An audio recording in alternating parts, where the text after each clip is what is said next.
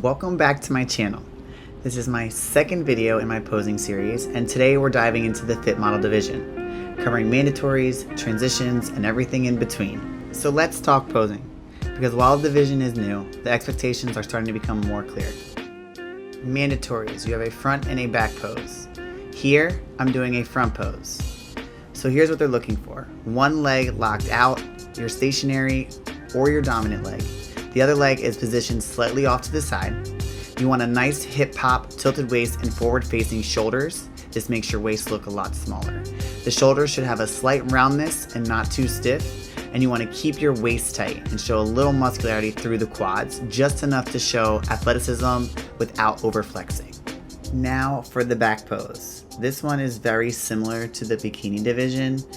Think bikini style stance, but the key difference here is you do not need those super defined glute to hamstring tie-ins like bikini competitors do, so you don't have to push back as hard to try and bring out those hamstring to glute tie-ins. So you just want to make sure you keep it elegant, soft, and controlled.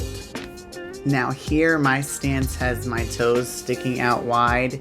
Now depending on how dominant your quads are or aren't will depend on whether or not your toes are sticking out or if they're facing forward and in a line. So again, it all depends on where you're at in your muscularity for this pose. Make sure to keep your chest up and not get caught bending over. Let's talk about the walk, because in Fit Model, your walk is just as important as your pose. So this is your chance to show your sass, your poise, and your stage presence. So don't walk like a robot, allow it to flow, be confident, and connect with the judges. What does that mean? That means you can actually look at them while you're walking out, while you're posing. Now your transitions should be just as graceful, nothing stiff or mechanical. You want to show your personality, so the movement should feel like part of your presentation.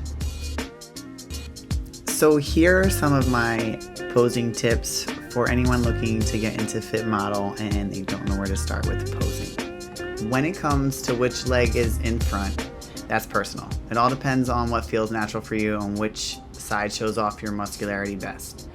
For me, I preferred having my left leg as my stationary dominant leg. Some athletes place their front toe behind the heel of their stationary leg. Others will line up the arch of their standing foot with the toe of the outward foot.